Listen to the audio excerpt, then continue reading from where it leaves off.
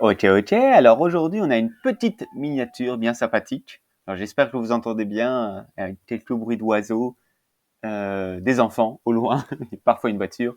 Voilà, de les miniatures, hein, je vous le rappelle, ce sont des petites parties, moins de 20 coups, étonnantes. Souvent avec des vertus pédagogiques, toujours avec une vertu artistique. Et de là, nous avons Greco, notre cher Gioacchino Greco, que vous connaissez forcément, vu que c'est lui qui est le mentor du premier module.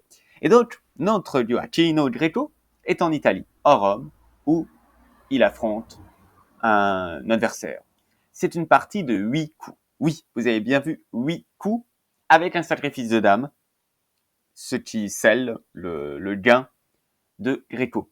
8 coups. Et vous allez voir, c'est vachement intéressant parce que, en fait, l'adversaire n'a à aucun moment vraiment mal joué. Il a fait une erreur, oui, évidemment, mais il a pas mal joué, quoi. Il s'est pas pris un mat de débutant, quoi. Donc, Greco, elle est blanc. Greco, elle est blanc, E4, B6, D4. Ok? Les noirs décident de laisser le centre à l'adversaire. Alors oui, c'était quelque chose qui était plutôt mal vu à l'époque, mais qui se joue tout de même encore à notre époque et qui n'est pas une mauvaise chose à notre époque.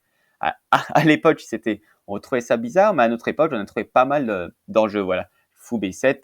Et en fait, notre adversaire, il a un plan assez simple, c'est qu'il donne un pion pour prendre G2. Ok, vous connaissez forcément, et si vous ne le connaissez pas, retenez bien cette histoire que quand il y a un fou qui arrive ici, bah, la tour ne peut pas s'enfuir. Ok, donc ça a l'air plutôt mal barré pour le Greco, mais le Greco a l'échec ici. Dame H5. Ok, donc là c'est le moment de réfléchir, mettez sur pause et demandez-vous, est-ce que Dame H5 fonctionne? Il y a deux scénarios. Le premier scénario que vous devez trouver, la réponse est que non, ça ne fonctionne pas, mais trouvez pourquoi. Trouvez pourquoi, et c'est ce qui va se passer dans la partie.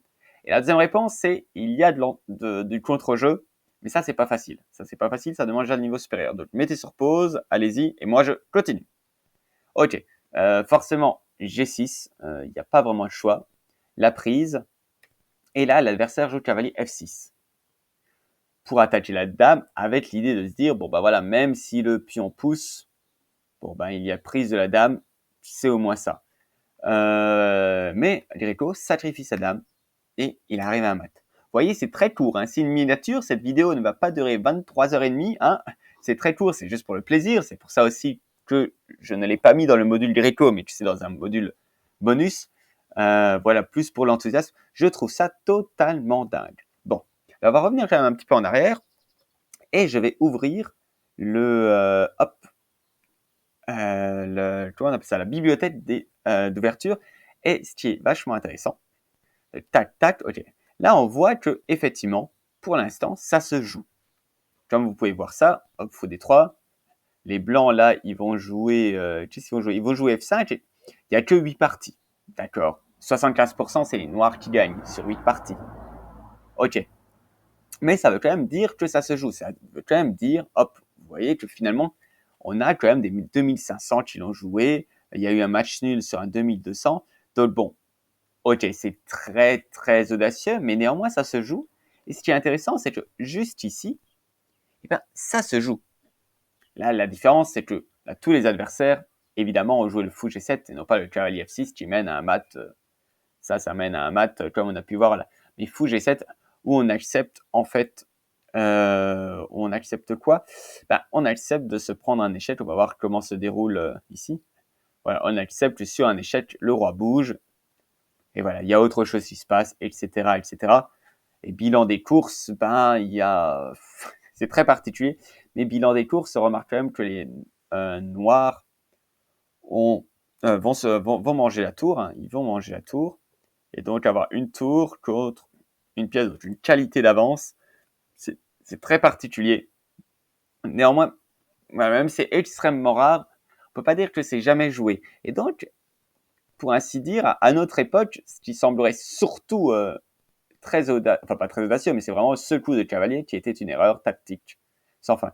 Mais voilà, c'est pour vous montrer cette petite partie miniature où Greco, ben, il a vraiment joué de manière agressive juste ce qu'il faut, et que finalement, voilà, moi, je suis étonné parce qu'en 8 coups, on a une petite partie, une petite œuvre d'art. Il y a pas mal de choses dedans. En 8 coups, avec un sacrifice de dame. Avec un sacrifice de dame, vous vous rendez compte, je trouve ça totalement dingue. Sacrifice de dame, et qu'on arrive à un mat en 8 coups. Voilà, on peut se dire faire mat en 8 coups contre un adversaire qui sait jouer, ça semble compliqué. Mais la preuve est que si. Voilà. Donc, voilà, petite miniature, cadeau. Je vous mets le petit exercice qui va bien où vous devez essayer de refaire cette miniature, de regarder-la bien. Voilà. Hop, on va enlever ça. Alors, à quoi ça sert de refaire les parties? C'est comme apprendre une poésie, ça exerce votre cerveau. Et en plus, ça vous nourrit un petit peu, c'est sympathique. Là, il n'y a rien de compliqué, donc apprenez-la par cœur, ça va relativement vite. Ok? Si, comme d'habitude, pour pouvoir apprendre par cœur, il faut juste donner la bonne justification à chaque coup. Ok, le fou là, on reconnaît le Rico, voilà, s'il y a un petit roach et tout ça, il va vouloir venir, c'est parfait. Et sur F5, le plan des noirs est clair, et ben le Rico l'accepte grâce à l'échec. Et après, on arrive au mat. Ok? Donc voilà, vous allez avoir le petit exercice pour pouvoir bosser dessus. Voilà, c'est pas parce que c'est un bonus qu'il ne faut rien faire du tout. Voilà, je vous remercie. Vous avez vu, c'est très vite, là, même pas 7 minutes. Donc c'est parfait. Je vous souhaite en tout cas de continuer votre chemin pour devenir badass, pour être redoutable et pour être redoutable, pour devenir badass. Bref, tout ce que vous voulez. À très vite. N'oubliez pas de chess Bellerom.